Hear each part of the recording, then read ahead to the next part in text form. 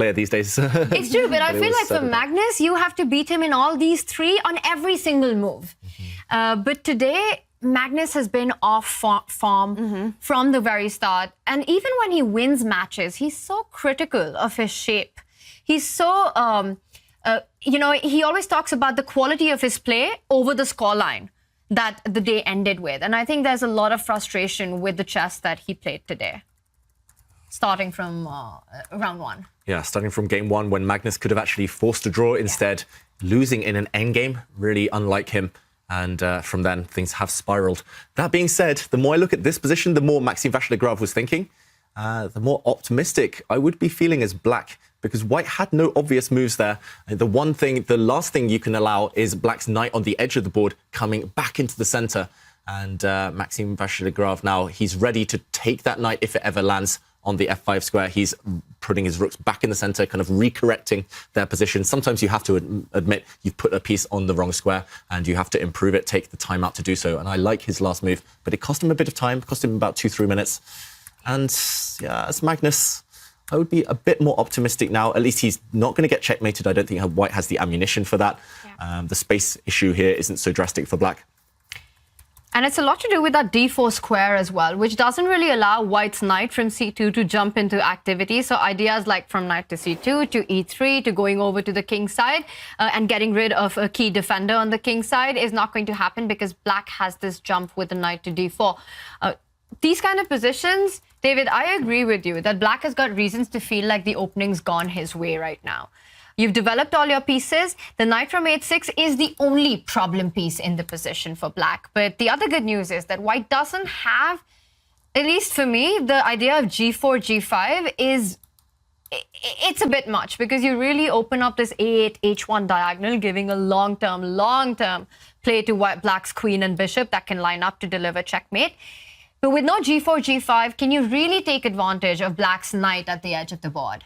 Probably not. I mean, this knight will try and jump in later. It cannot now, just to show it will get eliminated. And it's not just the fact that it's traded off, ruining the black pawn structure. It's more that white carves out an outpost for his own knight, hitting the queen, maybe even picking up a pawn on the next move. So black can't jump in yet with the knight. But I'm wondering, Tanya, you mentioned one move.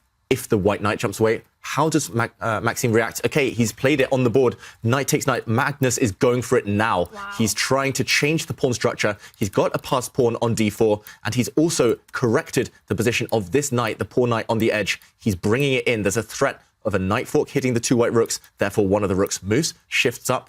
Maybe Maxime is going for checkmate after all. Maybe he's trying to shift the rook to go for this weak spot, the Achilles heel in black's position, the h7 square. But black does have a beautiful knight about to jump in. Suddenly, it's like a wave. It's kind of crashing against the rocks, but that's good for Magnus. It doesn't mean the position is dry anymore. It means there's life.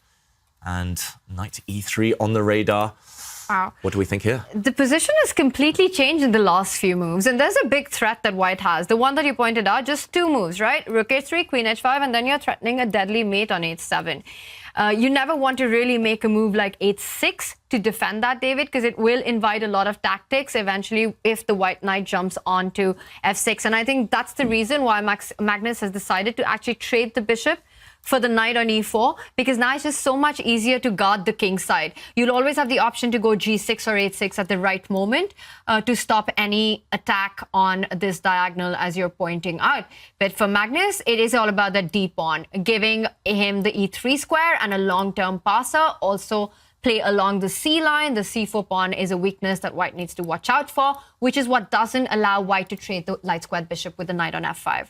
That's right, and he's thinking right now, Vachier-Lagrave, maybe he'll take with the bishop, but then the black knight will move. It won't allow itself to get traded, and suddenly, yeah, it is black with the better pieces suddenly, especially this knight. It's, what did you call it yesterday, a kraken? A kraken, that's Peter Swindler. That is a kraken right there. A kraken, yeah. This is a monstrous knight with a lot of power, and Magnus, he's turning the screw. Now it's more strategic. It's a slower type of position, no chaos like the previous game, the previous two games even, and yeah, Magnus, this is where he really thrives. It's as if the anger somehow it's driving him and it's calmed him down. He's going back to basics. This is Magnus as he kind of, just as he cruises. Yeah. Just simple strategic position. Yeah, it's like that beast, right? A wounded beast is even more dangerous because... A wounded kraken. Yeah, this one would be a big kraken, a mythical creature, which is extraordinary power if that knight does get to the e3 square.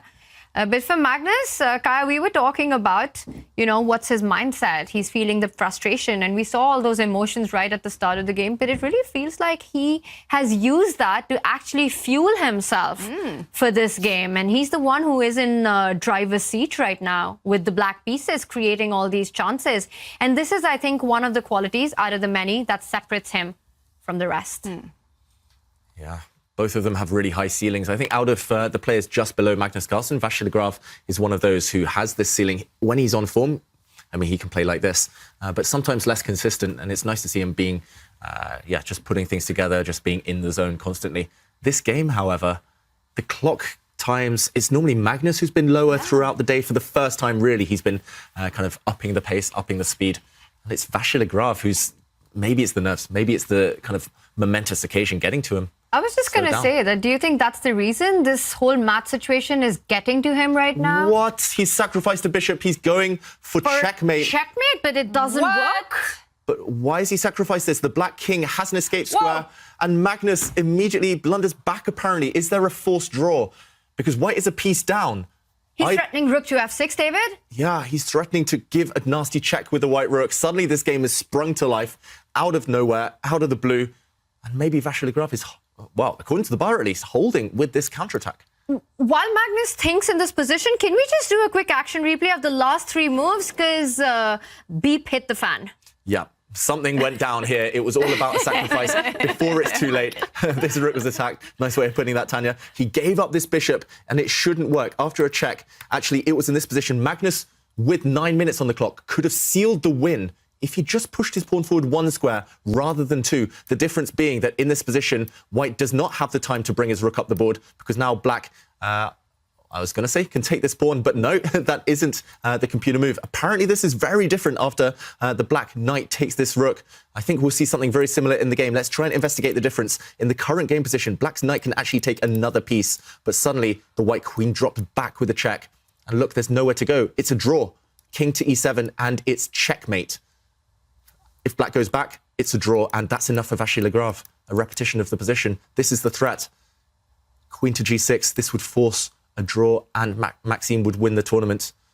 How does he defend against this, Magnus Carlsen? This is why, actually, he needed the pawn back on f6. Gosh. That is incredible. That's incredible, and this is what chess makes chess so hard, right? You've got these 2 pawn moves to fight against the mate, and that is the difference between a win and a draw.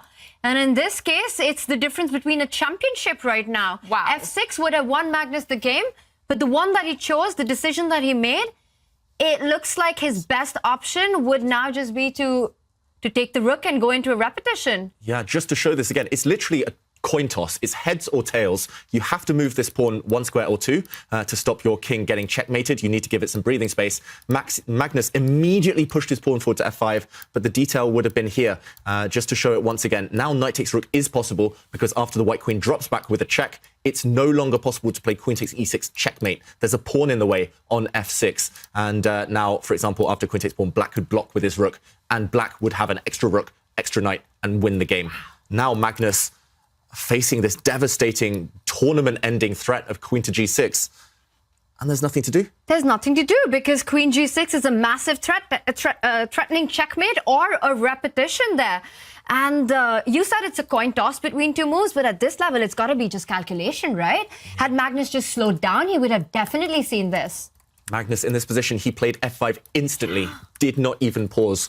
And with something's up today, but with more time on his clock, with 9 minutes, he should have been able to find a pawn to f6. It's not obvious. We do have the evaluation bar here, so we did see it swing immediately. We saw the truth, but Magnus, he could have calculated it, as you say, Tanya. And now suddenly, I think he was just looking at this threat, but maybe forgetting with the tournament situation, a draw is enough for white. Queen to g6, devastating. And is it too late now, David? Is there any way for black to actually keep the game going? I don't see it. It's really, really risky to keep the game going. The problem is you can't really run with the king either. If you try starting to run with your king after a check, Well, maybe this is the best bet, but I was going to say a check here, and look how this white rook plays a part. Suddenly, if the king continues its journey, then rook takes pawn, and the black king in huge trouble. Yes, you've got an extra knight, but white has 3 pawns, maybe 4 pawns soon, and an ongoing attack. Maybe this is the best bet. I think this is going to happen. Magnus has slowed down. He's calculating a way to not end the game immediately, and it feels like the king run is the only way, even if it means an objectively worse endgame. You're up a piece for 4 pawns. You still fight it out. There's still chances there. Still some chances. The one thing he cannot do, let's repeat it, knight takes rook. Being greedy would not work out. Queen check would force a repetition of moves. And let's go back to Magnus Carlsen. 4 minutes now. It's the kind of position, Kaya, you could have 30 minutes on the clock and it doesn't matter because you have to make a decision that you're not going to be happy with. Is it a blunder? Magnus Carlsen has blundered. Queen takes c4. But why is this a blunder? We have to work it out. White's going to give a check. Look at Maxime frowning as well. He's like, are you sure? The king a check. has to go back to e8. You can't go to e7 because of queen g7. Is this game over? Black is getting checkmated. Look at Magnus Carlsen. He knows it. Even a rook trade will not save black here. Rook takes rook is met by the white pawn in the center recapturing, and black has no checks. Black has no counterplay. It's going to be checkmate. Maxime's going to win the AI Cup. Oh, my God. Do you think Magnus is going to play this out or will he just resign? Look at that. Oh. He's distraught, Magnus Carlsen. Massive frustration. He is about to lose the grand final, Magnus Carlsen. And look at Maxime. He knows he's done it, Kaya. Yeah, that is tension leaving Maxime's body right now. He can relax because he's done the hard work. Checkmate is guaranteed. There's nothing to do. Black cannot defend this position. Will we see Magnus hit the resign button? I think so. We might see a checkmate on the board. There's literally no way to fight. White is threatening to play rook takes rook. A trade of rooks would allow the white e-pawn to join the battle and maybe even become a new queen. And MVL is starting to let the emotions come to him. He is starting to realize he is the winner. Maxime Vachier-Lagrave, the Frenchman, he wins the AI Cup. He bangs